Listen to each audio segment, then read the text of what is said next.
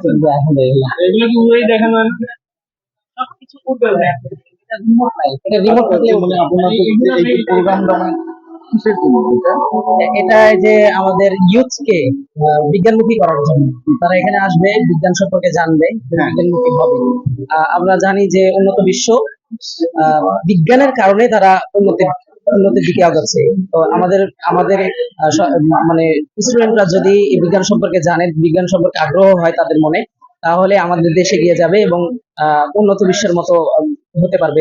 এই আশা করে ইয়ার পরে আমরা এটা প্রকল্প ইয়ে করছি। কয়দিনের মেলা আছে? 2 দিন ব্যাপী। আজকে আর কালকে থাকবে। জি। শিশু বাচ্চাদের জন্য কিছু বলেন। শিশু বাচ্চাদের জন্য আমার ইয়া থাকবে যে যারা বাচ্চা থেকে মানে আপনার 6-7 থেকে যারা এই ধরনের প্রজেক্ট করার মতো মানে ইয়া হয়, আম, মনোনিবেশ করে, তারাই দেখা যাচ্ছে বড় হয়ে এগুলোর উপর বেশি আগ্রহ থাকে, বেশি ভালো করতে পারে। আর যারা একটু বড় হয়ে এগুলো চেষ্টা করে, কোডিং আসলে খুব সূক্ষ্ম জিনিস। এগুলো বড় যারা আছে, একটু ব্রেন বড় হয়ে যায়, তখন এগুলো আসলে মাথায় নিতে পারে না।